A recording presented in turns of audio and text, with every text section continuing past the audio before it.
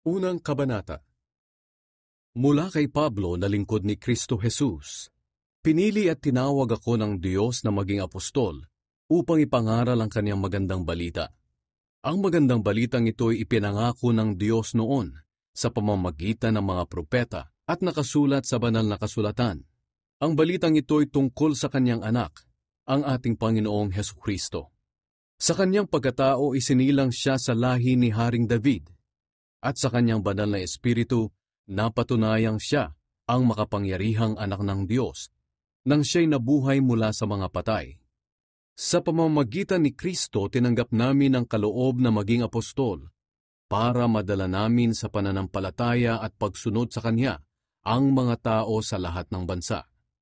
Ginagawa namin ito para sa Kanya, at kayong mga mananampalataya riyan sa Roma ay kabilang din sa kanyang mga tinawag na maging tagasunod ni Hesukristo. Sa inyong lahat diyan sa Roma na minamahal ng Diyos at tinawag na maging banal, sumainyo nawa ang biyaya at kapayapaang galing sa Diyos na ating Ama at sa Panginoong Hesukristo. Ang dahilan ng pagpunta ni Pablo sa Roma. Una sa lahat, nagpapasalamat ako sa Diyos sa pamamagitan ni Hesukristo dahil sa inyong lahat. Dahil balitang-balita ang inyong pananampalataya sa buong mundo.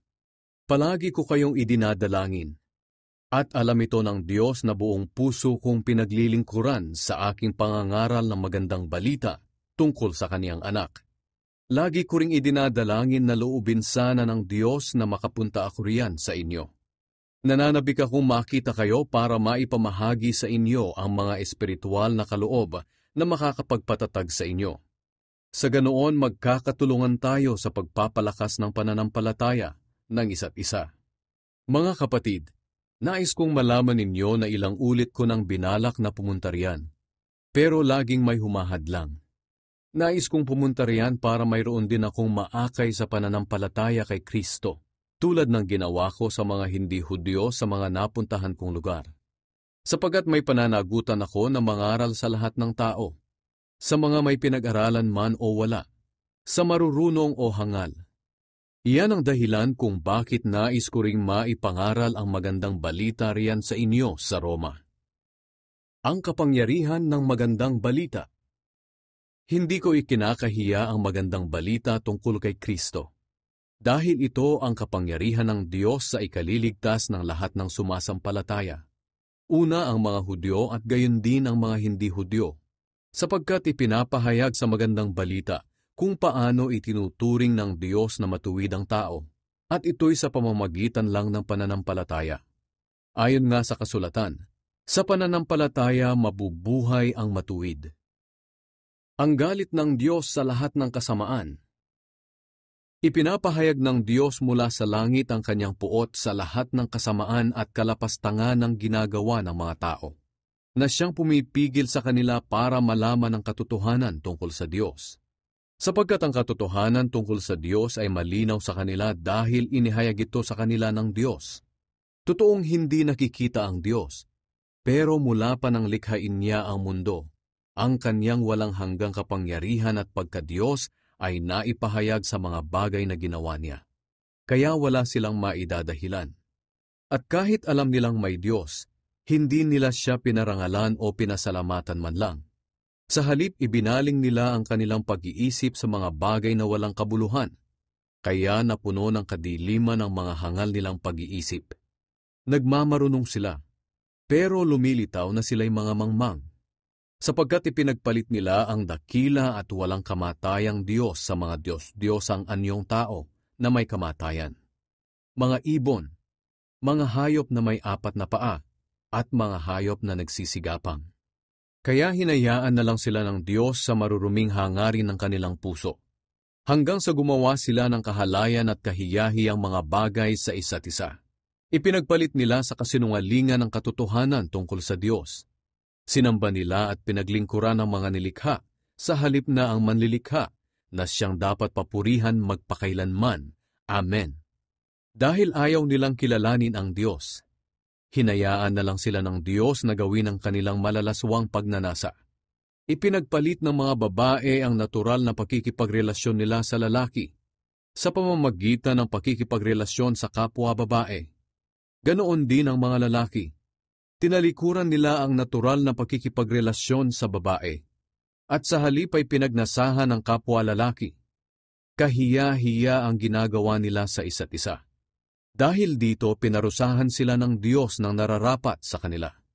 At dahil sa ayaw talaga nilang kilalanin ng Diyos, hinayaan niya sila sa kanilang kaisipang hindi makapili ng tama. Kaya ginagawa nila ang mga bagay na hindi nararapat. Naging alipin sila ng lahat ng uri ng kasamaan, kalikuan, kasakiman at masasamang hangarin.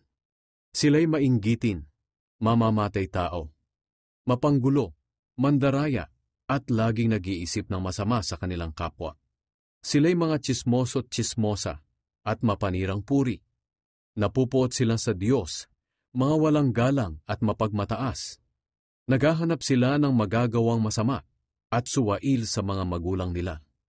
Sila'y mga hangal, mga traidor at walang awa. Alam nila ang utos ng Diyos na dapat parusahan ang kamatayan ng mga taong gumagawa ng mga kasalanang ito. Pero patuloy pa rin silang gumagawa nito, at natutuwa pa sila na ginagawa rin ito ng iba. Ikalawang kabanata. Ang hatol ng Diyos. Ngayon, masasabi mong dapat lang hatulan ng mga taong ito dahil sa kanilang kasamaan. Pero maging ikaw na humahatol ay walang maidadahilan, sapagkat sa iyong paghatol sa iba ay hinahatulan mo rin ang iyong sarili. Dahil ginagawa mo rin ang mga bagay na iyon. Alam nating makatarungan ang hatol ng Diyos sa mga taong gumagawa ng kasamaan. Pero sino ka para humatol sa iba kung ikaw mismo ay gumagawa rin ng mga iyon? Ang akala mo ba'y makakaligtas ka sa hatol ng Diyos dahil alam mong siya'y mabuti, matiyaga at mapagtimpi? Dapat mong malaman na ang Diyos ay mabuti sa iyo dahil binibigyan ka niya ng pagkakataong magsisi sa mga kasalanan mo. Pero dahil sa matigas ang ulo mo at ayaw mo magsisi, pinabibigat mo ang parusa ng Diyos sa iyo sa araw na ihahayag niya ang kanyang puot at makatarungang paghatol. Sapagkat ibibigay ng Diyos sa bawat isa ang nararapat ayon sa kanyang mga gawa. Bibigyan niya ng buhay na walang hanggan ng mga taong nagpapatuloy sa paggawa ng mabuti, na ang hangad ay makamta ng karangalan, papuri mula sa Diyos at buhay na walang kamatayan. Sa iba naman na walang iniisip kundi ang sarili at ayaw sumunod sa katotohanan kundi sa kasamaan, ibubuhos sa kanila ng Diyos ang kanyang matinding galit. Lahat ng taong gumagawa ng masama ay parurusahan ng Diyos. Ang mga Hudyo muna bago ang mga hindi Hudyo. Ngunit bibigyan ng Diyos ng papuri, karangalan at kapayapaan ang lahat ng gumagawa ng kabutihan. Una ang mga Hudyo, bago ang mga hindi Hudyo. Sapagkat pantay-pantay ang pagtingin ng Diyos sa lahat ng tao. Ang mga taong nagkakasala na walang alam sa kautusan ni Moises ay mapapahamak, at ang kaparusahan nila ay hindi ibabatay sa kautusan. Ang mga nakakaalam naman ng kautusan ni Moises pero patuloy na gumagawa ng kasamaan ay parurusahan na batay sa kautusan. Sapagkat hindi ang nakikinig sa kautusan ang itinuturing ng Diyos na matuwid, kundi ang tumutupad nito. Ang mga hindi Hudyo ay walang kaalaman tungkol sa kautusan ni Moises. Pero kung gumagawa sila ng naaayon sa sinasabi ng kautusan, ipinapakita nila na kahit wala silang alam tungkol dito, ay alam nila ang nararapat gawin. Ang mabubuting gawa nila ay nagpapakita na ang iniuutos ng kautusan ay nakaukit sa kanilang puso. Pinatutunayan ito ng kanilang konsensya, dahil kung minsay inuusig sila nito at kung minsan na may ipinagtatanggol. At ayon sa magandang balita na itinuturo ko, ang konsensya ay pagbabatayan din sa araw na hahatulan ng Diyos sa pamamagitan ni Hesukristo ang lahat ng lihim ng mga tao. Ang mga Hudyo at ang kautusan. Sinasabi ninyo na mga Hudyo kayo, nagtitiwala kayo sa kautusan at ipinagmamalaki ang inyong kaugnayan sa Diyos. Alam ninyo kung ano ang kalooban ng Diyos at alam din ninyo kung ano ang dapat gawin. Dahil itinuro ito sa inyo sa kautusan. Ipinapalagay ninyong taga-akay kayo ng mga bulag sa katotohanan, ilaw sa mga taong nasa kadiliman, at tagapagturo sa mga kulang ng pangunawa at mga bata pa sa mga bagay tungkol sa Diyos. Ganito nga ang palagay ninyo sa inyong sarili. Dahil naniniwala kayo na sa pamamagitan ng kautusan, ay nakamit na ninyo ang lahat ng kaalaman at katotohanan. Tinuturuan ninyo ang iba, pero bakit hindi ninyo maturuan ang inyong sarili?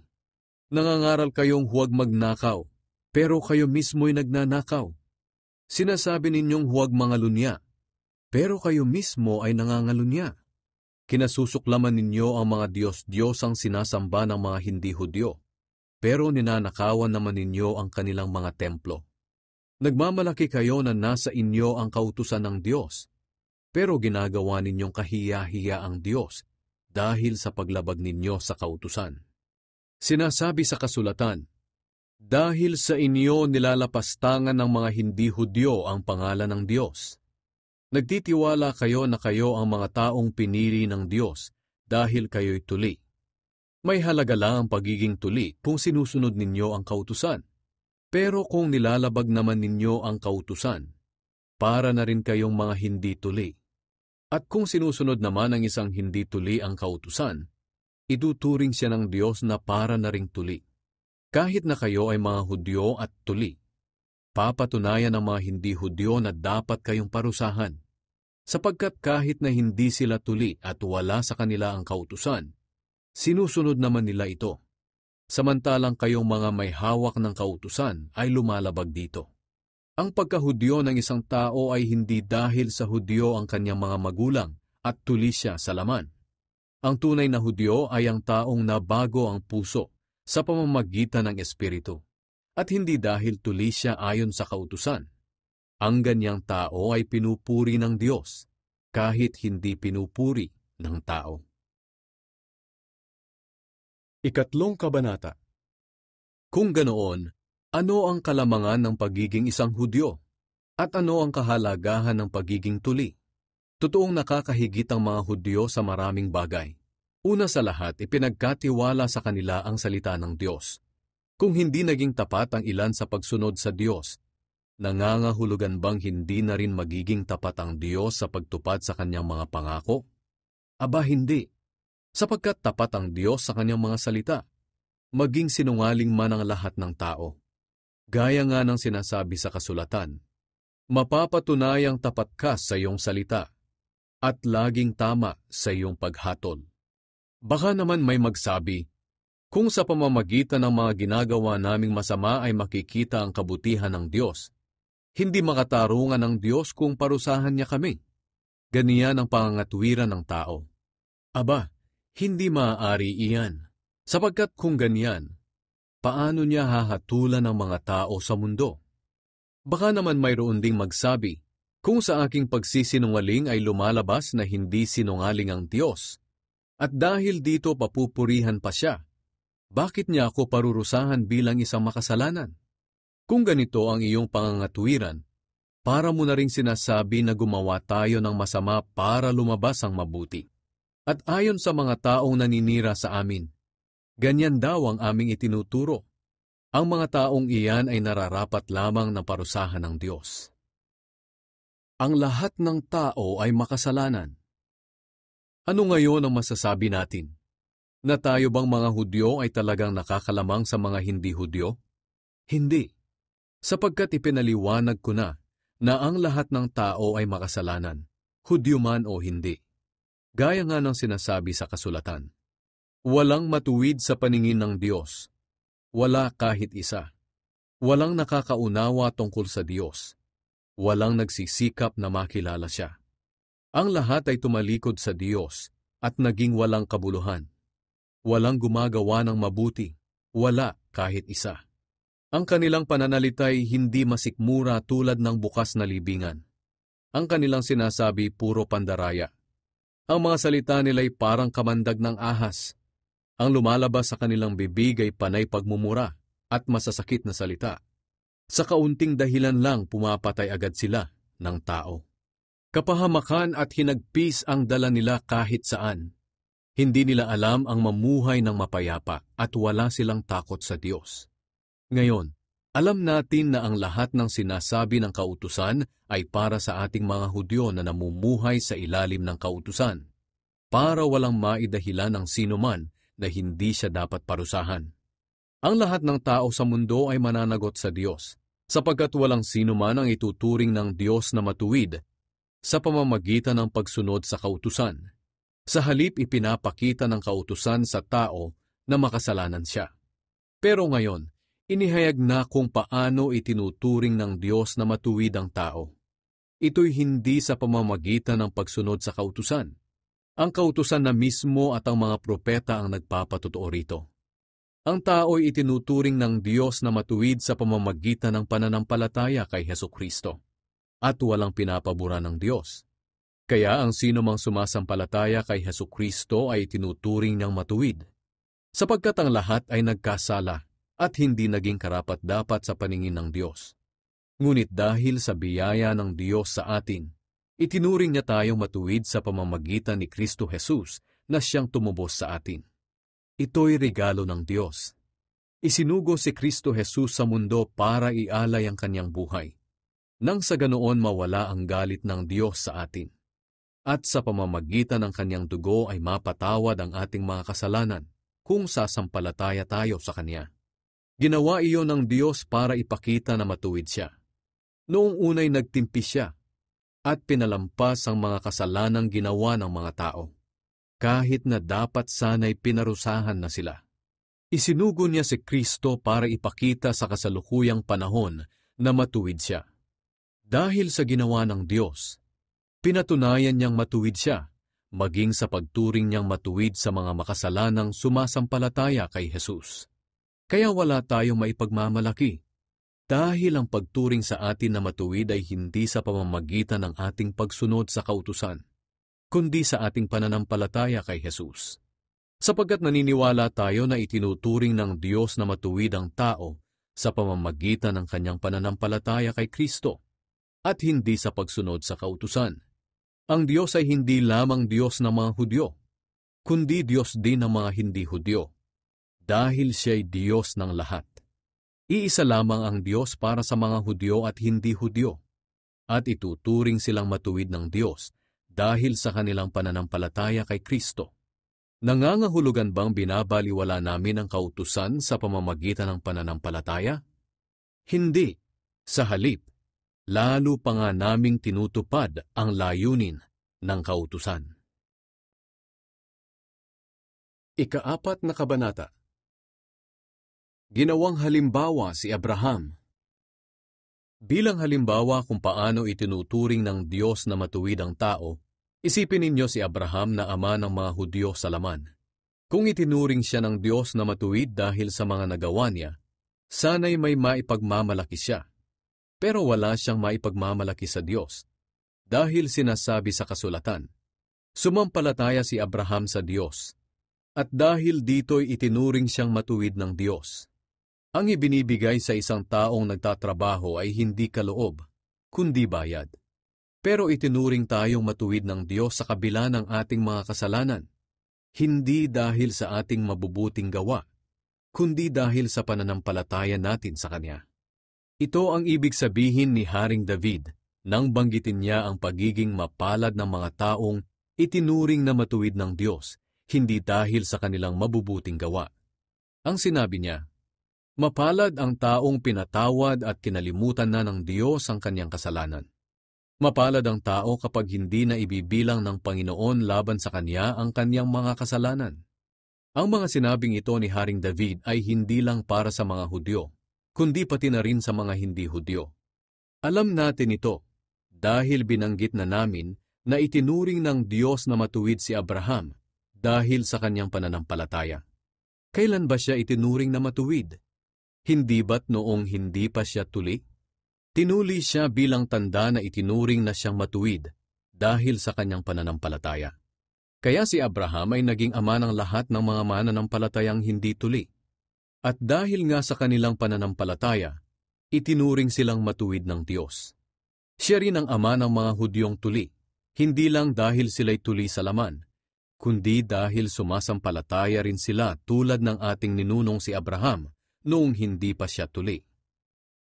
Natatanggap ang pangako ng Diyos sa pamamagitan ng pananampalataya. Ipinangako ng Diyos kay Abraham at sa kanyang lahi na mamanahin nila ang mundo. Ang pangakong ito ay ibinigay ng Diyos kay Abraham, hindi dahil sa pagsunod niya sa kautusan, kundi dahil itinuring siya ng Diyos na matuwid sa pamamagitan ng kanyang pananampalataya. Kung ang mga nasasakop lamang ng kautusan ang magiging tagapagmana, walang kabuluhan ang pananampalataya, at ganoon din naman ang pangako ng Diyos. Ang kautusan ang siyang naging dahilan kung bakit may parusa mula sa Diyos. Kung walang kautusan, wala ring paglabag.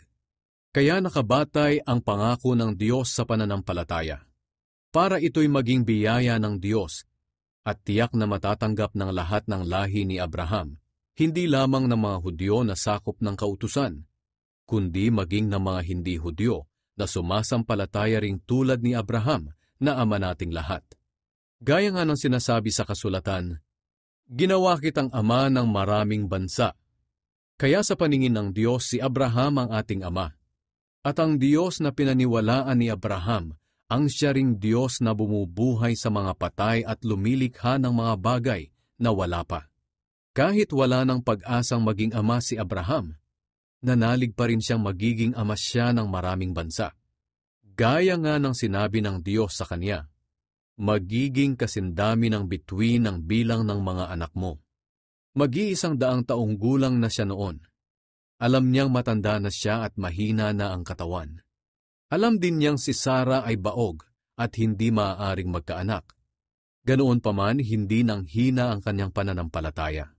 Hindi siya nag-alinlangan sa pangako ng Diyos, kundi lalo pang tumibay ang kanyang pananampalataya. Pinapurihan niya ang Diyos dahil lubos siyang umasa na tutuparin ng Diyos ang kanyang pangako. Kaya nga itinuring ng Diyos na matuwid si Abraham dahil sa kanyang pananampalataya. Pero ang katagang itinuring na matuwid ay hindi lamang para kay Abraham, kundi para rin sa atin. Tayo rin ay itinuturing ng Diyos na matuwid kung sumasampalataya tayo sa Kanya na muling bumuhay sa ating Panginoong Hesus. Pinatay si Hesus dahil sa ating mga kasalanan, at muling binuhay para tayo maituring na matuwid.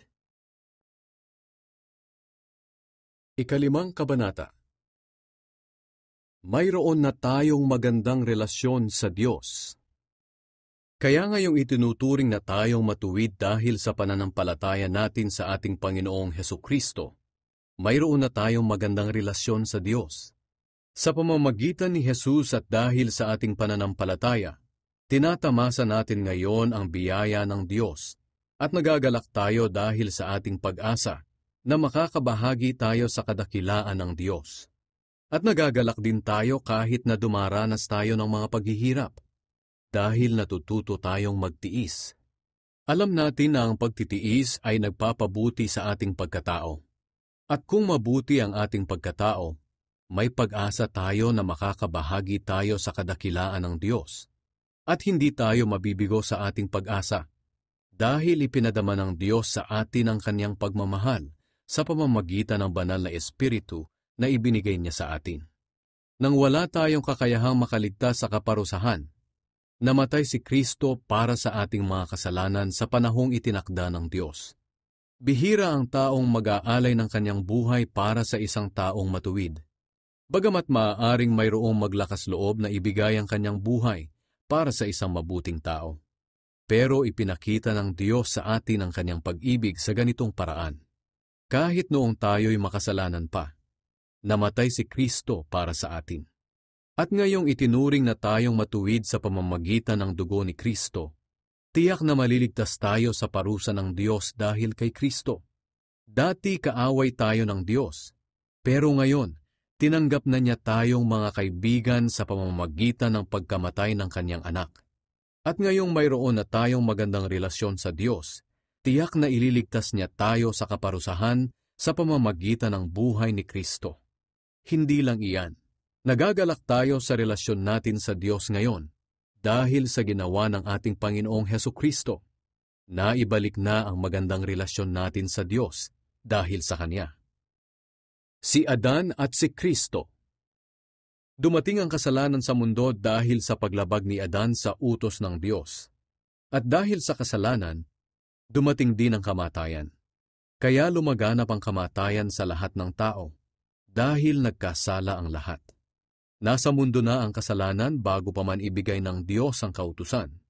Pero hindi pinapanagot ang mga tao sa kanilang mga kasalanan kung wala namang kautusan. Ganoon pa man, naghari pa rin ang kamatayan mula kay Adan hanggang kay Moises, kahit sa mga taong hindi naman nagkasala ng tulad ni Adan na lumabag sa utos ng Diyos. Si Adan ay larawan ng Kristo na nooy inaasahang darating. Pero magkaiba ang dalawang ito. Dahil ang kaloob ng Diyos ay hindi katulad sa kasalanan ni Adan. Totoo ngang nagdala ng kamatayan sa maraming tao ang kasalanan ni Adan. Pero mas nakakahigit ang biyaya at kaloob ng Diyos na dumating sa maraming tao sa pamamagitan ng isang tao na walang iba, kundi si Hesukristo. Ibang-iba ang idinulot ng kaloob ng Diyos sa idinulot ng kasalanan ni Adan. Ang kasalanan ni Adan ay nagdulot ng kaparusahan, pero ang kaloob na ibinigay ng Diyos sa kabila ng maraming kasalanan ay nagdulot ng kapatawaran. Dahil sa kasalanan ng isang tao, naghari ang kamatayan. Pero dahil sa ginawa ng isa pang tao na si Hesukristo, ang mga taong tumanggap ng masaganang biyaya at kaloob ng Diyos ay itinuring niyang matuwid, at maghahari sila sa buhay na walang hanggan. Kaya dahil sa kasalanan ng isang tao, ang lahat ay nahatulang maparusahan. Ganoon din naman dahil sa matuwid na ginawa ng isang tao, ang lahat ay maituturing na matuwid at mabibigyan ng bagong buhay. Kung sa pagsuway ng isang tao marami ang naging makasalanan, ganoon din naman dahil sa pagsunod ng isang tao, marami ang itinuring ng Diyos na matuwid. Ibinigay ng Diyos ang kautusan para ipakita sa mga tao na marami ang kanilang pagsuway, at nadadagdagan pa nga dahil sa kautusan. Pero kung nadadagdagan ang pagsuway, higit na nadadagdagan ang biyaya ng Diyos. Kaya kung paano naghari ang kasalanan at nagdulot ng kamatayan, ganoon din naman naghahari ang biyaya ng Diyos at nagdudulot ng buhay na walang hanggan. At dahil sa ginawa ng ating Panginoong Hesukristo, itinuring tayong matuwid ng Diyos. Ika-6 na kabanata. Ang bagong buhay kay Kristo. Ano ngayon ang masasabi natin? Magpapatuloy ba tayo sa kasalanan para lalong madagdagan ang biyaya ng Diyos sa atin? Aba, hindi maaari. Hindi maaari na magpatuloy pa tayo sa pagkakasala dahil ang kasalanan ay wala ng kapangyarihan sa atin. Hindi ba ninyo alam na noong binautismohan tayo kay Hesukristo, nangangahulugan ito na kasama tayo sa kanyang kamatayan? Kaya noong binautismohan tayo, namatay tayo at inilibing na kasama niya. Kung paanong binuhay muli si Kristo sa pamamagitan ng dakilang kapangyarihan ng Ama, tayo rin ay mamuhay sa bagong buhay. At kung nakasama tayo sa kanyang kamatayan, tiyak na mabubuhay tayong muli, tulad ng muli niyang pagkabuhay. Alam natin na ang dati nating pagkatao ay pinako na sa krus kasama ni Kristo para mamatay. Kaya hindi na tayo dapat alipinin pa ng kasalanan. Sapagkat ang taong patay na ay malaya na sa kasalanan. At kung namatay tayong kasama ni Kristo, naniniwala tayong mabubuhay din tayong kasama niya. Sapagkat alam nating si Kristo'y muling nabuhay at hindi na muling mamamatay. Wala ng kapangyarihan sa kanya ang kamatayan. Minsan lang siyang namatay para sa kasalanan ng mga tao, at nabubuhay siya ngayon para sa Diyos. At dahil na kay Kristo Jesus na kayo, ituring ninyo ang inyong mga sarili na patay na sa kasalanan at nabubuhay na para sa Diyos. Huwag na ninyong paghariin ang kasalanan sa inyong katawang may kamatayan, para hindi na ninyo sundin ang masasamang hilig nito. Huwag na ninyong gamitin ang alinmang bahagi ng inyong katawan sa paggawa ng kasalanan. Sa halip, ialay ninyo ang inyong sarili sa Diyos bilang mga taong binigyan ng bagong buhay. Ilaan ninyo sa Diyos ang inyong katawan sa paggawa ng kabutihan, sapagkat hindi na dapat maghari pa sa inyo ang kasalanan, dahil wala na kayo sa ilalim ng kautusan, kundi sa ilalim na ng biyaya ng Diyos. Mga alipin ng katuwiran. Ngayon, dahil wala na tayo sa ilalim ng kautusan, kundi sa biyaya na ng Diyos, nangangahulugan bang magpapatuloy pa rin tayo sa paggawa ng kasalanan? Aba hindi. Hindi nyo ba alam na alipin tayo ng anumang sinusunod natin? Kaya kung sinusunod natin ang kasalanan, alipin tayo ng kasalanan, at ang dulot nito'y kamatayan. Pero kung sumusunod tayo sa Diyos, mga alipin tayo ng Diyos, at ang dulot nito'y katuwiran. Noong una alipin kayo ng kasalanan. Pero salamat sa Diyos, dahil ngayon, buong puso ninyong sinusunod ang mga aral na itinuro sa inyo. Pinalaya na kayo sa kasalanan, at ngayoy mga alipin na kayo ng katuwiran. Ginagamit ko bilang halimbawa ang tungkol sa mga alipin para madali ninyong maunawaan ang ibig kong sabihin. Noong unay nagpaalipin kayo sa karumihan at kasamaan, at naging masama nga kayo. Ngayon na may magpaalipin kayo sa kabutihan para maging banal kayo. Noong alipin pa kayo ng kasalanan, wala kayong pakialam sa matuwid na pamumuhay. Ano nga ba ang napala ninyo sa dati ninyong pamumuhay na ikinakahiyanan ninyo ngayon?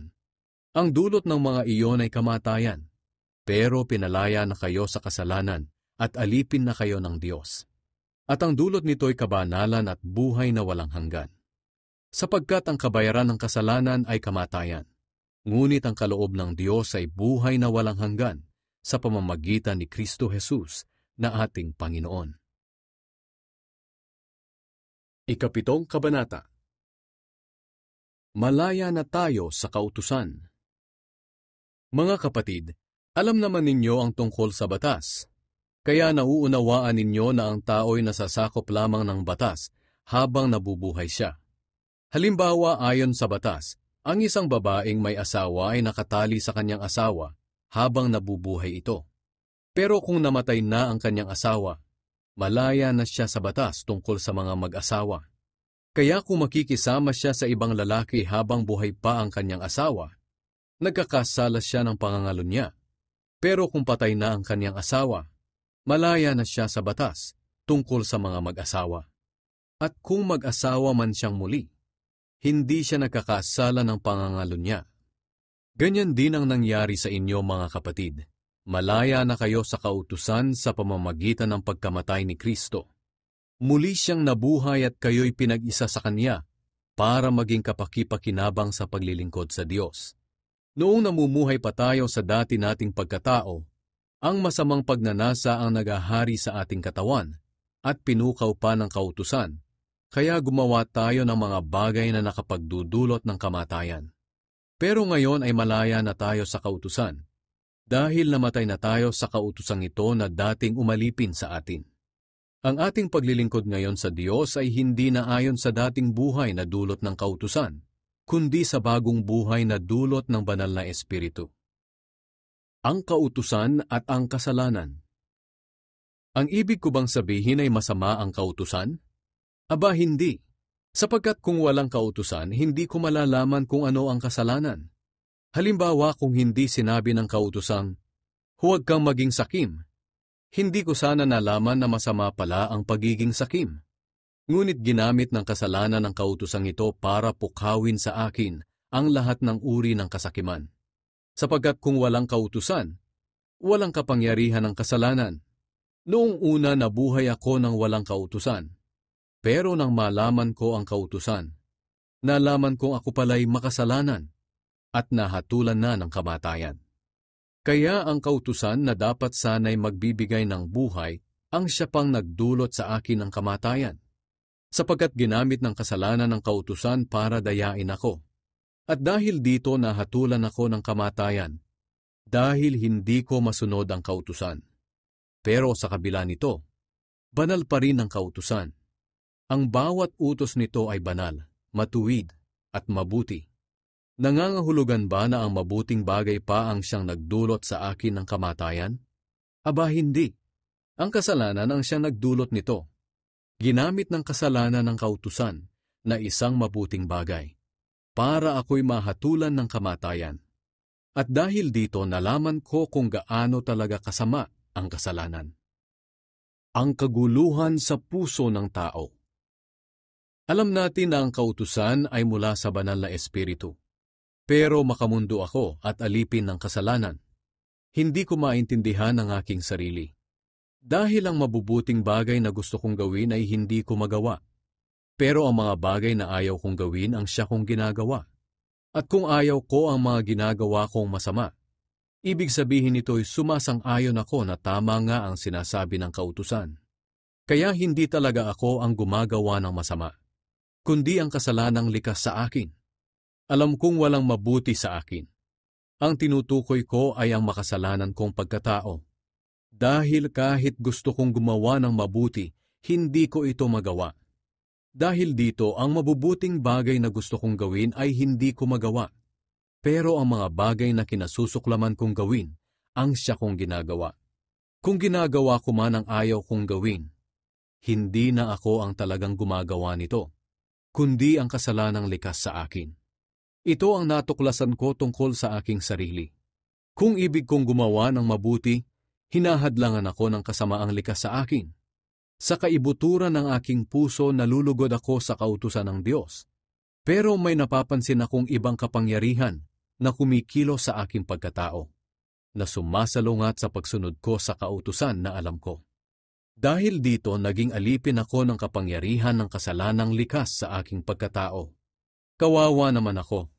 Sino ang magliligtas sa akin sa makasalanan kong pagkatao na nagdudulot sa akin ng kamatayan? Salamat sa Diyos, Siya ang magliligtas sa akin sa pamamagitan ni Hesukristo na ating Panginoon. Ito ang aking kalagayan. Ang kaisipan ko ay nagpapasakop sa kautusan ng Diyos, pero ang aking makasalanang pagkatao ay nagpapasakop sa kapangyarihan ng kasalanan. Ikawalong kabanata. Pamumuhay na ayon sa banal na espiritu. Kaya ngayon, hindi nahahatulan ng kaparusahan ang mga na kay Kristo Jesus, sapagkat sa pakikipag-isa natin kay Kristo Jesus, pinalaya na tayo sa kapangyarihan ng kasalanan at kamatayan sa pamamagitan ng kapangyarihan ng banal na espiritu na nagbibigay buhay. Ang kautusan ay hindi makapag-aalis ng kapangyarihan ng kasalanan sa ating buhay dahil sa kahinaan ng ating makasalanang pagkatao. Ang Diyos ang nag-alis nito nang isinugo niya ang sarili niyang anak sa anyo ng isang taong makasalanan upang handog para sa ating mga kasalanan. At sa kanyang pagiging tao, tinapos na ng Diyos ang kapangyarihan ng kasalanan. Ginawa ito ng Diyos para ang ipinatutupad ng kautusan ay matupad nating mga namumuhay sa patnubay ng banal na espiritu at hindi ayon sa ating makasalanang pagkatao. Sapagkat ang mga taong namumuhay ayon sa kanilang makasalanang pagkatao ay walang ibang iniisip kundi ang nais ng kanilang pagkatao. Pero ang tao namang namumuhay ayon sa banal na espiritu ay walang ibang iniisip kundi ang nais ng banal na espiritu. Ang kahihinatnan ng pagsunod sa nais ng makasalanang pagkatao ay kamatayan. Pero ang kahihinatnan ng pagsunod sa nais ng banal na espiritu ay kapayapaan at buhay na walang hanggan. Kalaban ng Diyos ang sinumang sumusunod sa nais ng makasalanan niyang pagkatao. Dahil ayaw niyang sumunod sa kautusan ng Diyos at talagang hindi niya magagawang sumunod.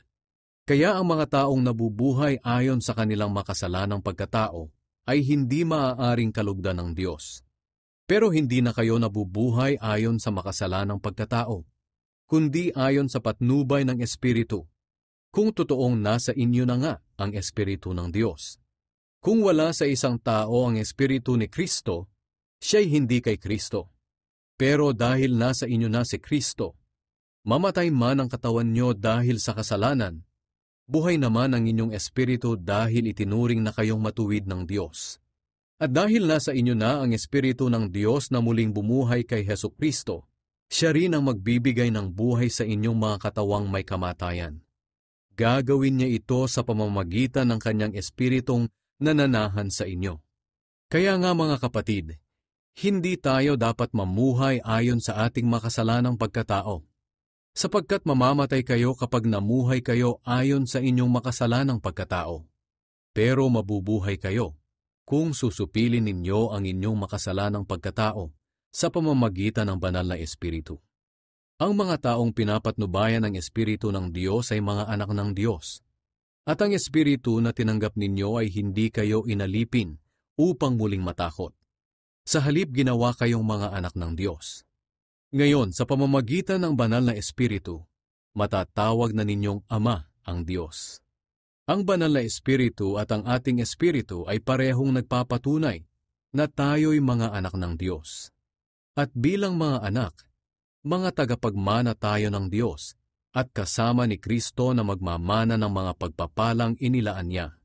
Sapagkat kung magtitiis tayo kagaya ni Kristo noon, darating ang araw na pararangalan din tayong kasama niya. Ang napakagandang kalagayan sa hinaharap. Para sa akin, ang mga paghihirap sa buhay na ito ay hindi maihahambing sa napakagandang kalagayan na mapapasa atin balang araw.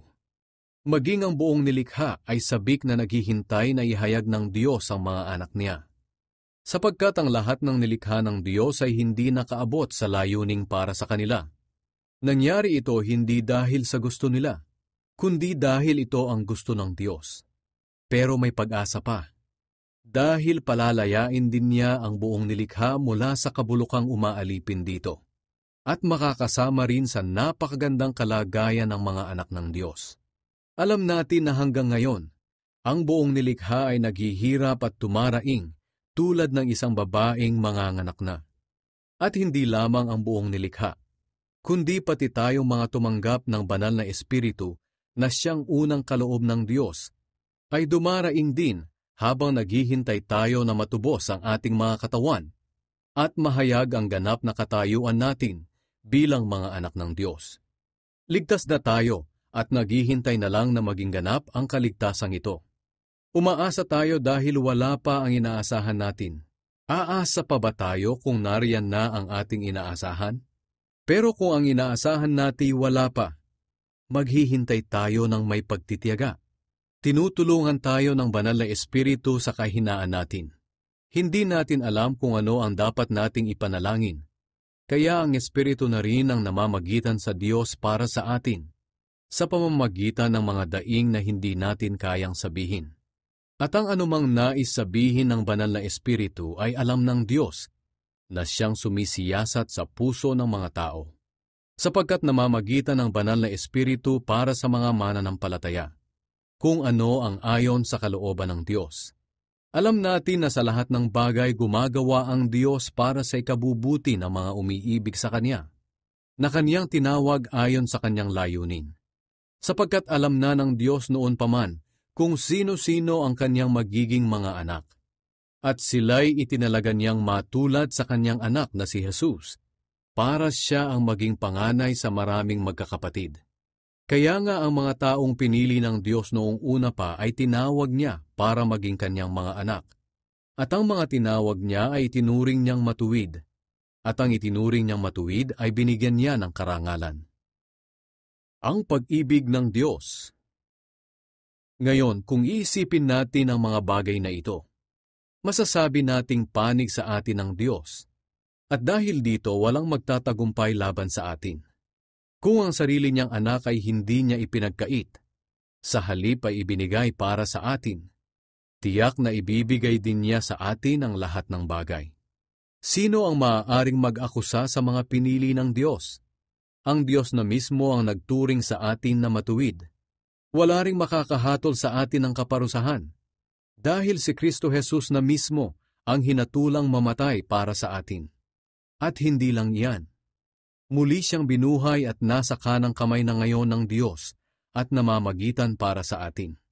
Walang makapaghihiwalay sa atin sa pag-ibig ni Kristo kahit dumanas pa tayo ng mga pagsubok, paghihirap, pag-uusig, gutom, kawalan, panganib o maging kamatayan. Gaya nga ng sinasabi sa kasulatan, alang-alang sa iyo, palaging nasa panganib ang aming buhay, para kaming mga tupang kakatayin. Pero kahit ganito ang kalagayan natin, kayang-kaya nating pagtagumpayan ito sa tulong ni Kristo na nagmamahal sa atin.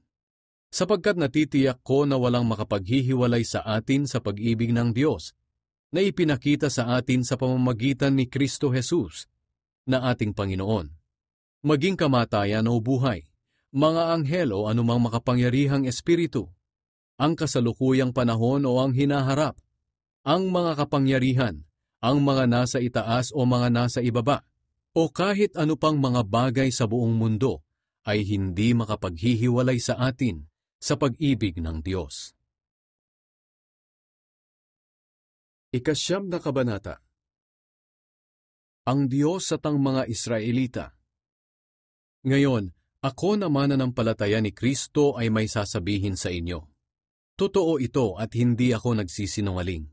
At pinapatunayan ng banal na Espiritu sa aking konsensya na totoo ang sasabihin ko.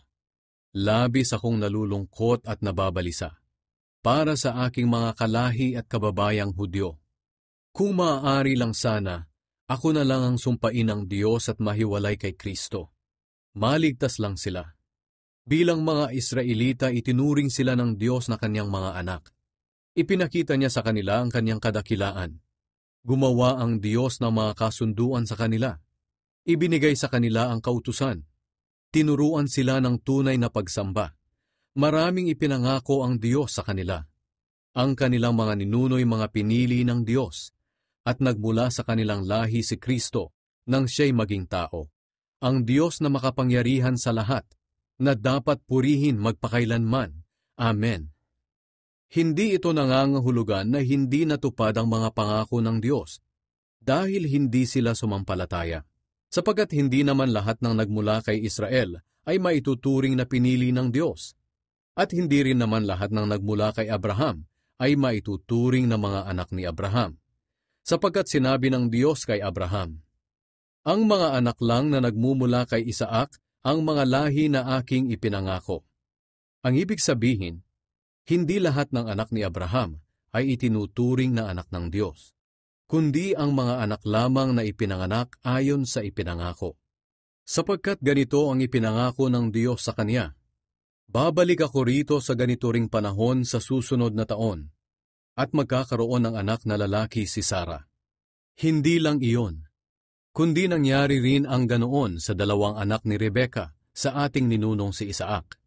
Ipinakita rin ng Diyos na hindi lahat ng nagmula kay Abraham ay itinuturing na mga anak niya. Bago pa man ipanganak ang kambal, sinabi na ng Diyos kay Rebecca, maglilingkod ang nakatatanda sa nakababatang kapatid.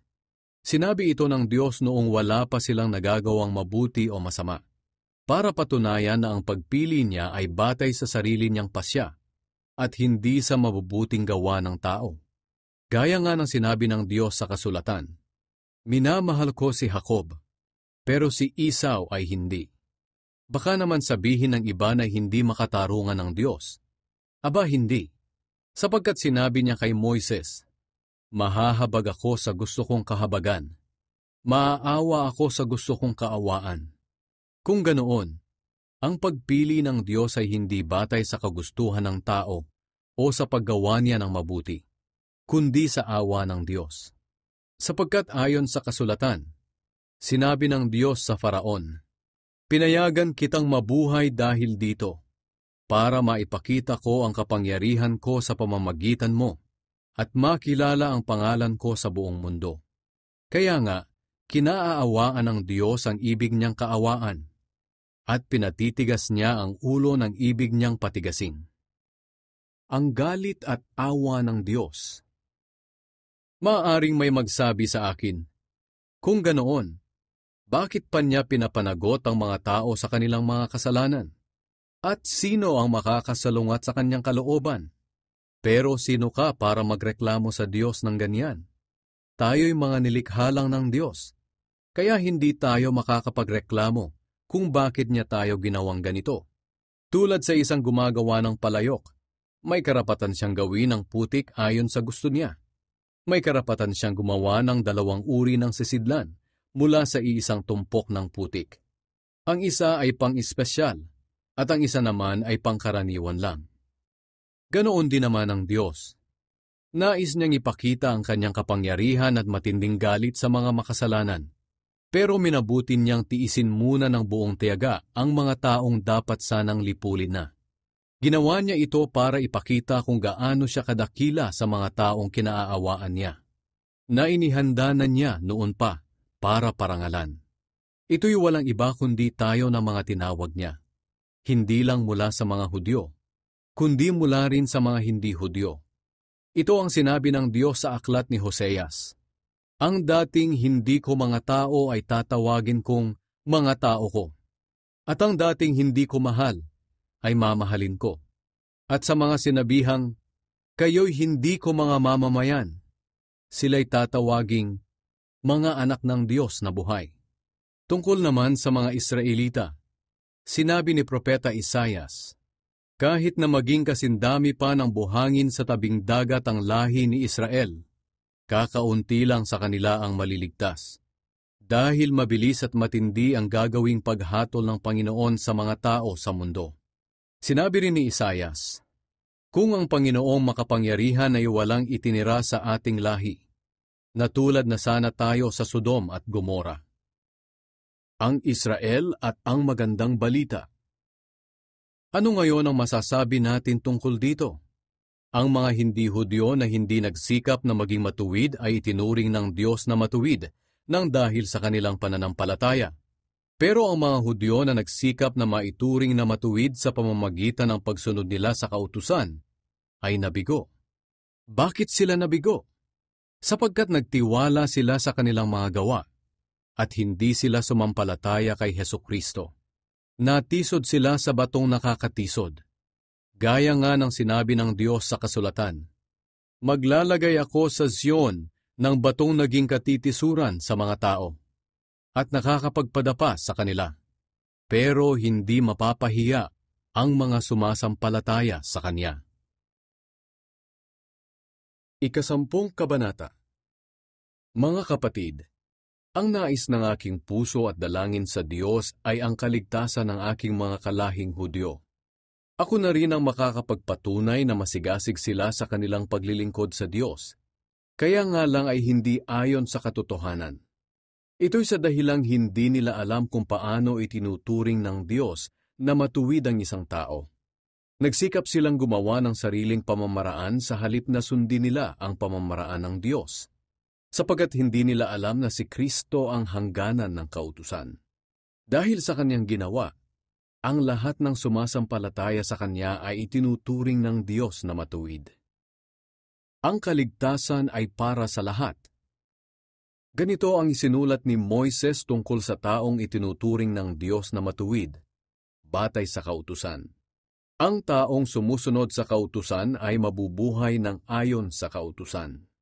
Pero ganito naman ang sinasabi ng kasulatan tungkol sa pagiging matuwid sa pamamagitan ng pananampalataya. Huwag mong sabihin sa iyong sarili, sino ba ang aakyat sa langit para ibaba si Kristo? O di kaya'y, sino ang bababa sa lugar ng mga patay para ibangon si Kristo mula sa mga patay? Sa halip sinasabi ng kasulatan, ang salita ng Diyos ay malapit sa iyo, nasa bibig at puso mo. Ito'y walang iba kundi ang pananampalataya na ipinangangaral namin, na kung ipapahayag mo na si Jesus ay Panginoon at sasampalataya ka ng buong puso na muli siyang binuhay ng Diyos, maliligtas ka. Sapagkat itinuring ng Diyos na matuwid ang taong sumasampalataya sa Kanya ng buong puso. At kung ipapahayag niya na siya'y sumasampalataya, maliligtas siya. Sapagkat sinasabi sa kasulatan, hindi mabibigo ang sino mang sumasampalataya sa Kanya. At ang pangakong ito'y para sa lahat, dahil walang pagkakaiba ang Hudyo sa hindi Hudyo. Ang Panginoon ay Panginoon ng lahat, at pinagpapala niya ng masagana ang lahat ng tumatawag sa Kanya. Sapagkat sinasabi sa kasulatan, maliligtas ang lahat ng tumatawag sa Panginoon. Pero paano sila tatawag kung hindi naman sila sumasampalataya sa Kanya? At paano sila sasampalataya kung hindi pa sila nakakarinig ng tungkol sa Kanya? At paano sila makakarinig kung walang nangangaral? At paano makakapangaral ang sinuman kung hindi naman siya isinugo? Ayon sa kasulatan, napakagandang pagmasdan ang pagdating ng mga nagdadala ng magandang balita. Pero hindi naman tinatanggap ng lahat ang magandang balita. Sinabi nga ni Isayas, Panginoon, sino po ba ang naniwala sa sinabi namin? Sasampalataya lang ang tao kung maririnig niya ang mensahe tungkol kay Kristo, at maririnig lang niya ito kung may mga ngaral sa kanya. Ito ngayon ang tanong ko, hindi ba nakarinig ang mga Israelita? Nakarinig sila, dahil sinasabi sa kasulatan, narinig sa lahat ng dako ang kanilang tinig, at ang sinabi nila ay nakarating sa buong mundo. Kung ganoon, hindi ba nila ito naunawaan? Naunawaan nila. Dahil ayon sa isinulat ni Moises, sinabi ng Diyos sa kanila, Iinggitin ko kayo sa pamamagitan ng ibang bansa. Iinisin ko kayo dahil ipapakita ko ang aking awa sa mga taong hindi nakakakilala sa akin. At buong tapang naman na sinabi ni Isayas ang sinabing ito ng Diyos. Natagpuan ako ng mga taong hindi naghahanap sa akin. Ipinakilala ko ang aking sarili sa mga hindi nagtatanong tungkol sa akin. Pero tungkol naman sa Israel, ito ang sinabi ng Diyos. Matagal akong nanawagan at naghintay sa isang bansang matigas ang ulo at suwaid. 11 Kabanata. Ang awa ng Diyos sa Israel. Ang tanong ko ngayon, itinakwil na ba ng Diyos ang mga taong pinili niya? Aba hindi. Ako mismo ay isang Israelita, mula sa lahi ni Abraham at kabilang sa lahi ni Benjamin. Hindi itinakwil ng Diyos ang kanyang mga mamamayan na sa simula pa'y pinili na niya. Hindi niyo ba natatandaan ang sinasabi sa kasulatan nang ireklamo ni Propeta Elias sa Diyos ang mga Israelita? Ang sabi ni Elias, Panginoon, pinatay po nila ang inyong mga propeta at winasak ang inyong mga altar. Ako na lang po ang natitira at gusto pa nila akong patayin. Pero ano ang isinagot sa kanya ng Diyos? Nagtira ako ng 7,000 Israelitang hindi sumasamba sa Diyos-Diyosang si Baal. Ganyan din ngayon. May mga natitira pang mga Israelita na tapat sa Diyos na pinili niya dahil sa kanyang biyaya. Ngayon, kung ang pagkapili sa kanila ay dahil sa kaniyang biyaya, hindi na ito nakasalalay sa kanilang mabubuting gawa. Sapagkat kung nakasalalay sa mabubuting gawa, hindi na ito biyaya. Ngayon, masasabi natin na hindi nakamtan ng mga Israelita ang kanilang ninanais na maituring silang matuwid ng Diyos. Ang mga pinili ng Diyos ang siyang nagkamit nito, pero ang karamihan ay pinatigas ang ulo. Gaya nga ng sinasabi sa kasulatan, ginawa silang manhid ng Diyos, at hanggang ngayon ay para silang mga bulag o bingi sa katotohanan. Sinabi rin ni David tungkol sa kanila, ang kanilang mga handog sana ang magdala sa kanila ng kapahamakan, kasiraan at kaparusahan. Mabulag sana sila at magkandakuba sa bigat ng kanilang mga papasanin. Natisod ang mga Hudyo dahil hindi sila sumampalataya kay Kristo. Ibig bang sabihin, tuluyan na silang mapapahamak? Hindi. Pero dahil sa paglabag nila, nabigyan ng pagkakataon ng mga hindi Hudyo na maligtas. At dahil dito, maiinggit ang mga Hudyo. Ngayon, kung ang paglabag at pagkabigong ito ng mga Hudyo ay nagdulot ng malaking pagpapala sa mga hindi Hudyo sa buong mundo, gaano pa kaya kalaki ang pagpapalang maidudulot kung makumpleto na ang buong bilang ng mga Hudyo na sasampalataya kay Kristo? Ang kaligtasan ng mga hindi Hudyo. Ngayon, ito naman ang sasabihin ko sa inyong mga hindi Hudyo. Ginawa akong apostol ng Diyos para sa inyo, at ikinararangal ko ang tungkuling ito. Baka sakaling sa pamamagitan nito ay magawa kong inggitin ang mga kapwa ko Hudyo para sumampalataya ang ilan sa kanila at maligtas. Kung ang pagtakwil ng Diyos sa mga Hudyo ang naging daan para makalapit sa Kanya ang ibang mga tao sa mundo, hindi ba't lalo pang malaking kabutihan ang maidudulot kung ang mga Hudyo ay muling tanggapin ng Diyos? Sila ay para na ring muling binuhay. Maihahambing natin ang mga Hudyo sa isang tinapay. Kung inihandog sa Diyos ang bahagi ng tinapay, ganoon na rin ang buong tinapay.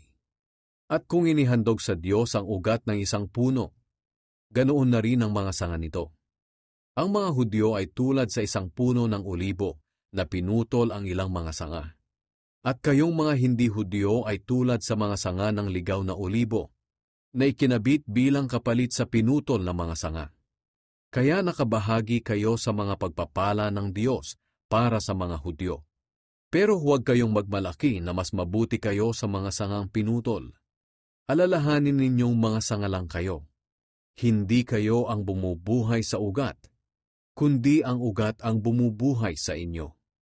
Maaaring sabihin ninyo, pinutol sila para maikabit kami. Totoo iyan. Pinutol sila dahil hindi sila sumampalataya kay Kristo. At kayo naman ay ikinabit dahil sumampalataya kayo. Kaya huwag kayong magmataas. Sa halip ay magkaroon kayo ng takot. Sapagkat kung nagawang putulin ng Diyos ang mga likas na sanga, magagawa rin niya kayong putulin. Dito'y makikita natin ang kabutihan at kabagsikan ng Diyos. Mabagsik siya sa mga nagkakasala, pero mabuti siya sa inyo kung mananatili kayo sa kaniyang kabutihan. Pero kung hindi, kayo man ay puputulin din. At kung hindi na magmamatigas ang mga Hudyo kundi sasampalataya, ikakabit din silang muli sa puno, dahil kaya itong gawin ng Diyos. Sapagkat kung kayong mga sanga ng olibong ligaw ay naidugtong niya sa olibong inalagaan, kahit na hindi ito kadalas ang ginagawa, mas madaling idugtong muli ng Diyos ang mga sangang pinutol mula sa dating puno. Ang Diyos ay maawain sa lahat. Mga kapatid, nais kong malaman ninyo ang isang katotohanan na ngayon ko lang ihahayag sa inyo, para hindi maging mataas ang tingin nyo sa inyong sarili. Ang pagmamatigas ng mga Hudyo ay hindi panghabang panahon. Ito'y hanggang makumpleto lang ang kabuoang bilang ng mga hindi Hudyo na sasampalataya kay Kristo. Pagkatapos niyan, maliligtas ang buong Israel, gaya ng sinasabi sa kasulatan. Magmumula sa Sion ang tagapagligtas. Aalisin niya ang kasamaan sa lahi ni Jacob. Gagawin ko ang kasunduang ito sa kanila sa araw na aalisin ko ang kanilang kasalanan. Dahil tinanggihan ng mga Hudyo ang magandang balita, naging kaaway sila ng Diyos para kayong mga hindi Hudyo ay mabigyan ng pagkakataong maligtas.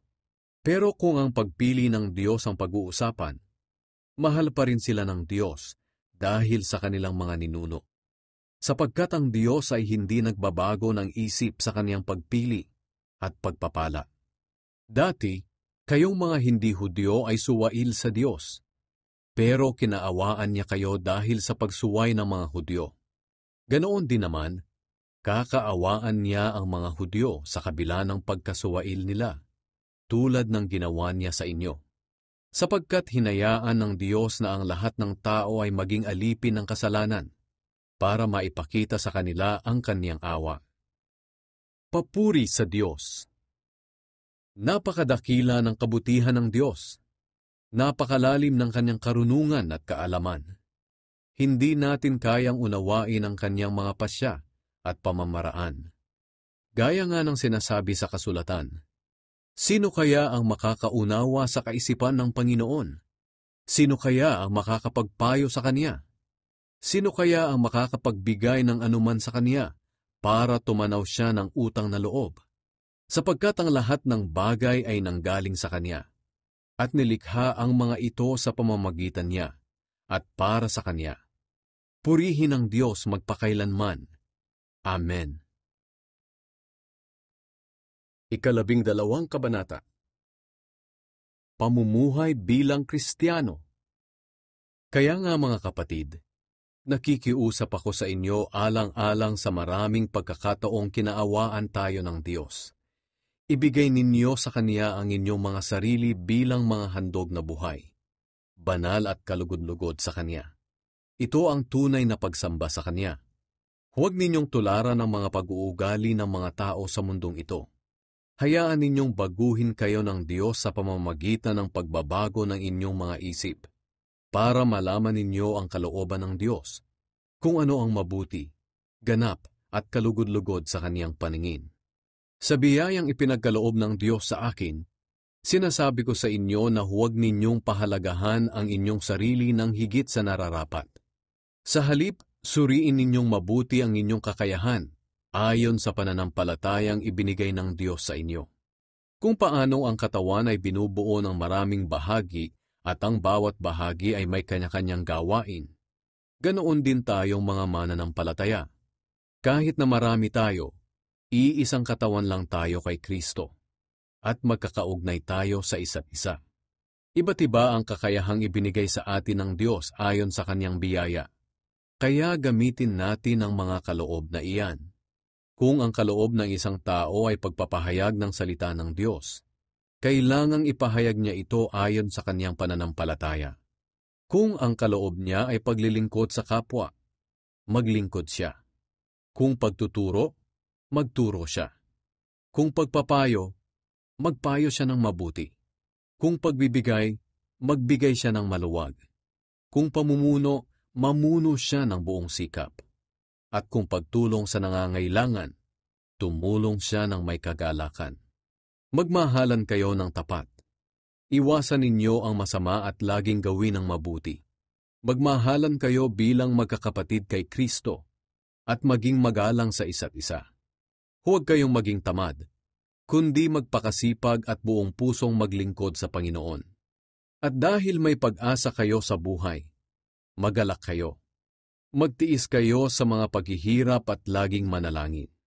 Tulungan ninyo ang mga pinabanal ng Diyos na nangangailangan at patuloyin ninyo sa inyong mga tahanan ang walang matutuluyan.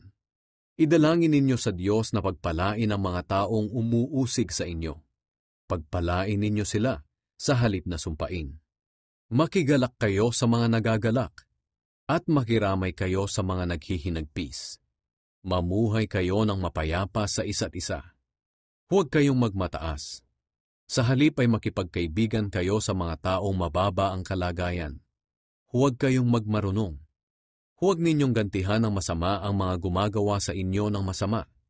Gawin ninyo ang mabuti sa paningin ng lahat. Hanggat maaari mamuhay kayo ng mapayapa sa lahat ng tao. Mga minamahal, huwag kayong maghihiganti. Ipaubaya ninyo iyan sa Diyos. Sapagkat sinabi ng Panginoon sa kasulatan, "Ako ang maghihiganti. Ako ang magpaparusa." Kaya, kung nagugutom ang iyong kaaway, pakainin mo. Kung siya'y nauuhaw, painumin mo. Dahil kapag ginawa mo ang mga ito, mapapahiya siya sa kanyang sarili. Huwag kayong patatalo sa masama, kundi talunin ninyo ang masama sa pamamagitan ng paggawa ng mabuti. 13 Kabanata. Tungkulin sa mga pinuno ng bayan. Magpasakop kayong lahat sa mga namumuno sa pamahalaan, sapagkat ang lahat ng pamahalaan ay nagmula sa Diyos, at siya ang naglagay sa mga namumuno sa kanilang pwesto. Kaya ang mga lumalaban sa pamahalaan ay lumalaban sa itinalaga ng Diyos. At dahil dito, parurusahan niya sila. Ang mga namumuno ay hindi dapat katakutan ng mga gumagawa ng mabuti. Ang dapat matakot sa kanila ay ang mga gumagawa ng masama. Kaya kung nais mo na wala kang ikatakot sa mga namumuno, gawin mo ang mabuti at pupurihin ka pa nila.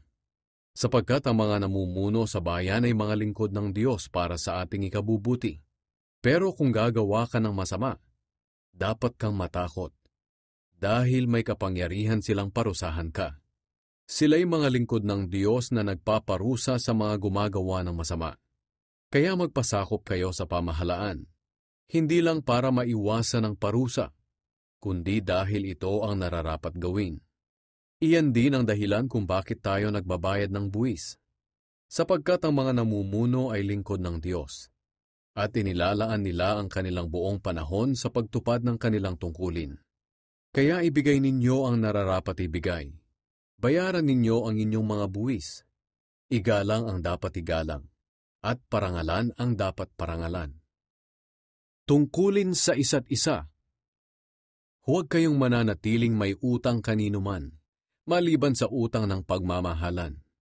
sapagkat ang nagmamahal sa kapwa ay tumutupad sa kautusan. Ang mga kautusang, huwag kang mangangalunya, huwag kang papatay, huwag kang magnanakaw, huwag kang mag-iimbot, at ang iba pang mga utos ay napapaloob sa iisang utos. Mahalin mo ang iyong kapwa, gaya ng pagmamahal mo sa iyong sarili. Ang taong nagmamahal ay hindi gumagawa ng masama sa kanyang kapwa. Kaya kung nagmamahalan tayo, tinutupad natin ang buong kautusan. Dapat ninyong gawin ito dahil alam ninyong panahon na para gumising kayo. Sapagkat mas malapit na ngayon ang oras ng ating kaligtasan kaysa noong una, nang tayo'y sumampalataya kay Hesukristo. Mag-uumaga na. Kaya iwanan na natin ang mga gawain ng kadiliman at isuot na ang kabutihan bilang panlaban nating mga nasa liwanag. Mamuhay tayo ng marangal dahil tayo ay nasa liwanag na. Huwag nating gawin ang paglalasing, magugulong kasiyahan, sexual na imoralidad, kalaswaan, ang pag-aaway, at inggitan. Sa halip, paghariin ninyo sa inyong buhay ang Panginoong Hesukristo, at huwag ninyong pagbigyan ang inyong makamundong pagnanasa. 14 na kabanata. Huwag humatol sa kapatid. Tanggapin ninyo ang kapatid na mahina ang pananampalataya at huwag makipagtalo sa kanyang mga paniniwala. Halimbawa, may kapatid na naniniwala na lahat ng pagkain ay maaaring kainin. Mayroon namang mahina ang pananampalataya at para sa kanya gulay lamang ang dapat kainin. Hindi dapat hamakin ng taong kumakain ng kahit ano ang tao na ang kinakain ay gulay lamang.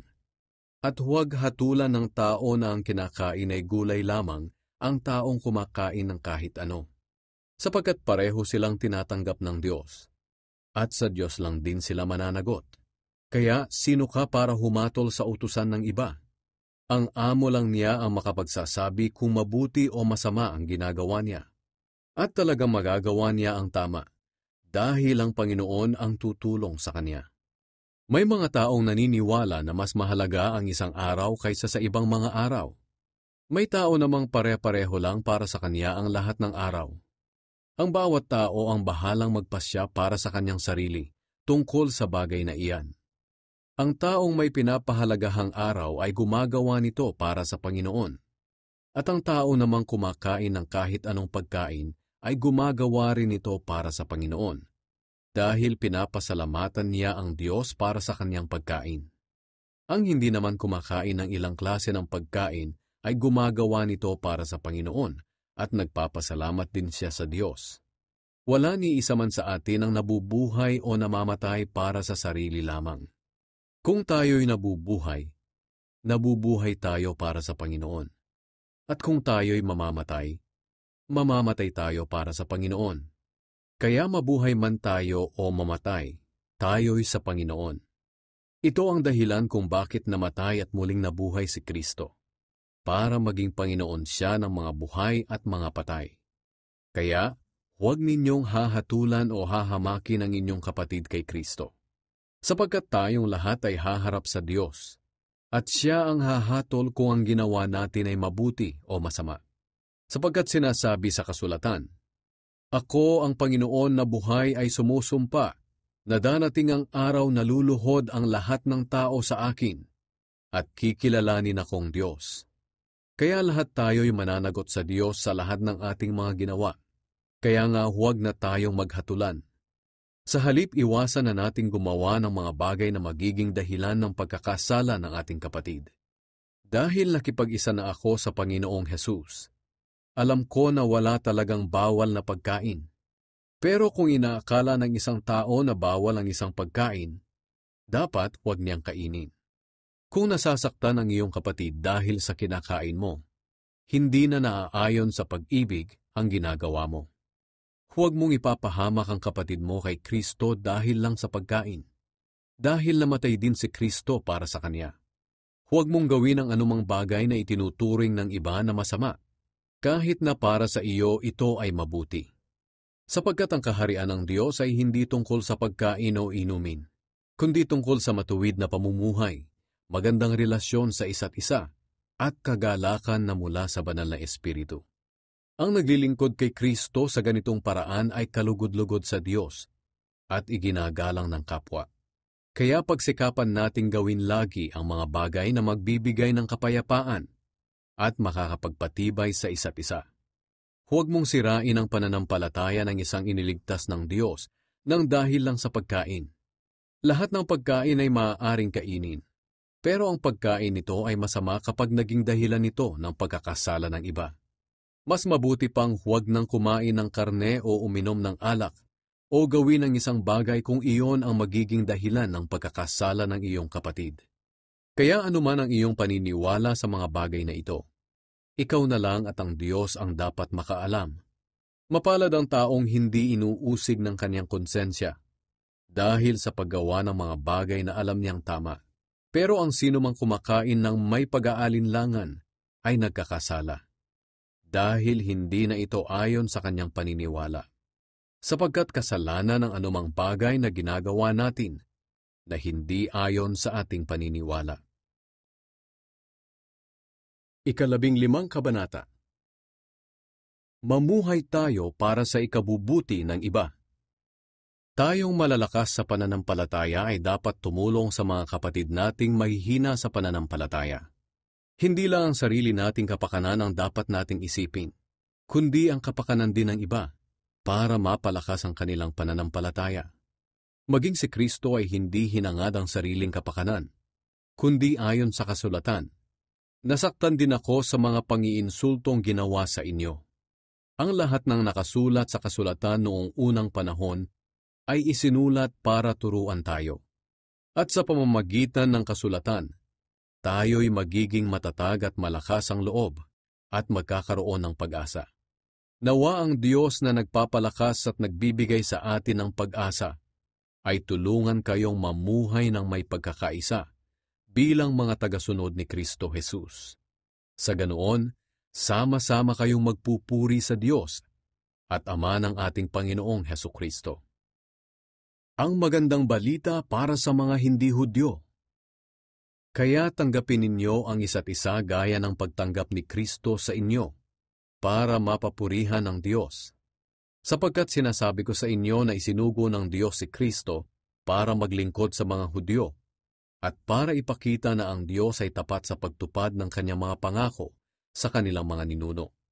Sinugo rin si Kristo para ipakita ang awa ng Diyos sa mga hindi Hudyo, nang sa ganoon ay papurihan din nila ang Diyos. Ayon nga sa kasulatan, pasasalamatan kita sa piling ng mga hindi Hudyo, at aawit ako ng mga papuri sa iyo. At sinabi pa sa kasulatan, kayong mga hindi Hudyo, makigalak kayo sa mga taong sakop ng Diyos. At sinabi pa, kayong lahat ng mga hindi Hudyo, purihin ninyo ang Panginoon. Kayong lahat, purihin siya. Sinabi naman ni Isaias, magmumula sa lahi ni Jesse ang isang mamumuno sa mga hindi Hudyo, at aasa sila sa kanya. Nawa ang Diyos na nagbibigay sa atin ng pag-asa ang siya ring magbigay sa inyo ng buong kagalakan at kapayapaan, dahil sa inyong pananampalataya sa Kanya, para patuloy na lumago ang inyong pag-asa sa pamamagitan ng banal na Espiritu. Ang dahilan ng pagsulat ni Pablo. Mga kapatid, lubos akong naniniwala na puno kayo ng kabutihan, may sapat na kaalaman at marunong magpaalala sa isa't isa. Ganoon pa man, sumulat pa rin ako ng walang pag-aalinlangan tungkol sa mga bagay na dapat ipaalala sa inyo, dahil ipinagkaloob ng Diyos sa akin na maging lingkod ni Kristo Jesus para sa mga hindi Hudyo. Naglilingkod ako sa kanila na tulad ng isang pari, at ipinangangarap ko ang magandang balita ng Diyos. Ginagawa ko ito para maging handog sila na katanggap-tanggap sa Diyos, na itinalaga sa Kaniya sa pamamagitan ng banal na Espiritu. At dahil ako'y na kay Kristo Jesus, maipagmamalaki ko ang aking mga nagawa para sa Diyos. At wala akong ibang ipinagmamalaki, kundi ang mga ginawa ni Kristo sa pamamagitan ko, na nahikayat ko ang mga hindi Hudyo na sumunod sa Diyos sa pamamagitan ng aking mga aral at mga gawa, sa tulong ng mga himala at kamanghamanghang mga bagay na gawa ng kapangyarihan ng banal na Espiritu. Kaya na ipangaral ko ang magandang balita tungkol kay Kristo mula sa Jerusalem hanggang Illyricum. Ang tanging nais ko'y maipangaral ang magandang balita sa mga lugar na hindi pa naipapangaral si Kristo, para hindi ako makapangaral sa lugar na may gawaing pinasimulan na ng iba. Sinasabi sa kasulatan, makikilala siya ng mga hindi pa nasasabihan ng tungkol sa kanya. Makakaunawa ang mga hindi pa nakakarinig. Ang plano ni Pablo na pagpunta sa Roma. Ang pangangaral ko sa mga lugar dito ang dahilan kung bakit hanggang ngayon ay hindi pa ako nakakarating diyan sa inyo. Pero ngayong natapos ko na ang mga gawain ko rito, at dahil matagal ko nang gustong pumunta riyan, inaasahan ko magkikita-kita na tayo ngayon. Dadaan ako riyan sa pagpunta ko sa Espanya. At alam ko magiging masaya ako sa ating pagkikita kahit saglit lang. Inaasahan ko rin na matutulungan ninyo ako sa pagpunta ko sa Espanya mula riyan. Pero sa ngayon, kailangan ko munang pumunta sa Jerusalem para ihatid ang tulong sa mga pinabanal ng Diyos. Sapagkat minabuti ng mga kapatid sa Macedonia at Akaya na magbigay ng tulong para sa mga mahihirap na pinabanal ng Diyos doon sa Jerusalem. Masaya nilang ginagawa ito, at ito ang nararapat, dahil may utang na loob sila sa mga kapatid sa Jerusalem. Kung ang mga hindi Hudyo ay nakabahagi sa pagpapalang espiritual ng mga Hudyo, dapat lang natulungan nila ang mga Hudyo sa mga pagpapalang material. Pagkatapos kong maihatid ang nakolektang tulong sa mga kapatid sa Jerusalem, dadaan ako riyan sa inyo bago ako pumunta sa Espanya. Naniniwala ako na pagdating ko riyan, dala ko ang maraming pagpapala para sa inyo mula kay Kristo. Kaya nakikiusap ako sa inyo mga kapatid, alang-alang sa Panginoong Hesukristo at sa pag-ibig na bigay ng banal na Espiritu. Tulungan ninyo ako sa pamamagitan ng inyong taimtim na panalangin sa Diyos para sa akin. Ipanalangin ninyo na maligtas ako sa mga di mananampalataya sa Judea at malugod na tanggapin ng mga pinabanal ng Diyos sa Jerusalem ang dala kong tulong para sa kanila.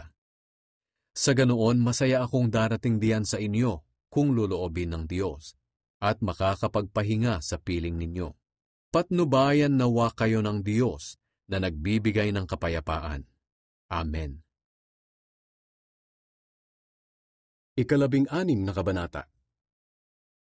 Mga pangangamusta. Ngayon, nais kong ipakilala sa inyo ang kapatid nating si Phoebe.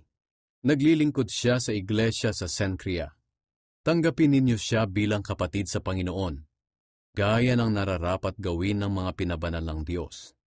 Tulungan ninyo siya sa anumang kakailanganin niya, dahil marami siyang natulungan, at isa na ako roon. Ikumusta ninyo ako kina Priscilla at Aquila. Sila'y kapwa ko manggagawa kay Kristo Jesus. Itinaya nila ang kanilang buhay alang-alang sa akin. Malaki ang utang na loob ko sa kanila, at hindi lang ako, kundi pati na rin ang lahat ng iglesyang hindi Hudyo. Ikumusta rin ninyo ako sa mga mananampalatayang nagtitipon sa kanilang tahanan. Ipaabot din ninyo ang pangangamusta ko sa minamahal kong kaibigan na si Epenetus. Siya ang unang sumampalataya kay Kristo Jesus sa probinsya ng Asya. Ikumusta niyo rin ako kay Maria na nagsikap ng husto para sa inyo. Kumusta rin kina Adronicus at Junias, mga kapwa kong Hudyo at nakasama ko sa bilangguan. Nauna silang naging Kristiyano kaysa sa akin, at kilalang-kilala sila ng mga apostol. Ikumusta niyo rin ako sa minamahal kong kaibigan sa Panginoon na si Ampliatus. Kumusta rin kay Urbanus na kapwa ko manggagawa kay Kristo, at ganoon din sa minamahal kong kaibigan na si Stachys.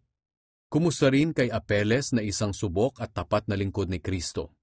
Kumusta rin sa pamilya ni Aristobulus, sa kapwa ko Hudyo na si Herodion, at sa mga kapatid sa Panginoon sa pamilya ni Narcissus.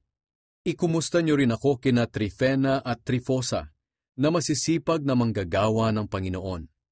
Kumusta rin sa minamahal kong kaibigan na si Persis. Malaki ang naitulong niya sa gawain ng Panginoon. Kumusta rin kay Rufus na isang mahusay na lingkod ng Panginoon. Kumusta rin sa kanyang ina na para ko na ring ina.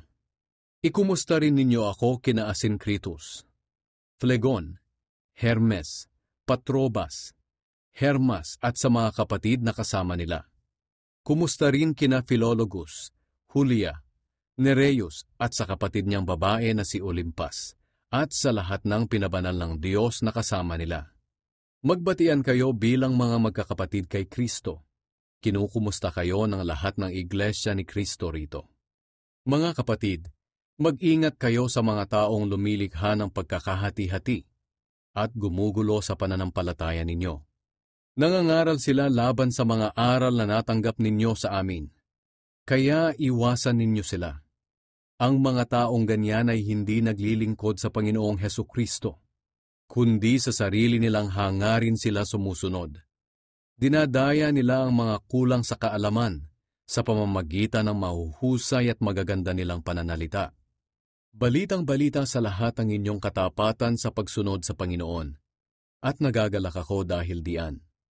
Pero gusto kong maging matalino kayo sa mga bagay na mabuti at walang alam sa paggawa ng kasamaan. Ang Diyos ang nagbibigay ng kapayapaan at malapit na niyang puksain ang kapangyarihan ni Satanas sa pamamagitan ninyo. Pagpalain kayo ng Panginoong Hesus. Kinukumusta kayo ni Timoteo na kapwa ko manggagawa sa Panginoon, at nina Lucius, Jason at Sosipater na mga kapwa ko Hudyo. Kinukumusta ko rin kayo. Ako si Tertius na nasa Panginoon din na siyang sumulat ng liham na ito ni Pablo. Kinukumusta rin kayo ni Gaius. Akong si Pablo ay nakikituloy dito sa bahay niya, at dito rin nagtitipon ng mga mananampalataya sa lugar na ito. Kinukumusta rin kayo ni Erastus, na tresorero ng lungsod, at ng ating kapatid na si Quartus. Pagpalain kayong lahat ng ating Panginoong Hesukristo. Amen. Papuri sa Diyos. Purihin natin ang Diyos na siyang makakapagpatibay sa pananampalataya ninyo, ayon sa magandang balita na ipinangaral ko sa inyo. Ang magandang balita tungkol kay Hesukristo ay inilihim ng matagal na panahon, pero ipinahayag na ngayon sa pamamagitan ng mga isinulat ng mga propeta. Ito'y ayon sa utos ng walang kamatayang Diyos, para ang lahat ng tao ay sumampalataya at sumunod sa Kanya. Purihin natin ang Diyos na tanging nakakaalam ng lahat. Purihin natin Siya magpakailanman sa pamamagitan ni Hesukristo. Amen.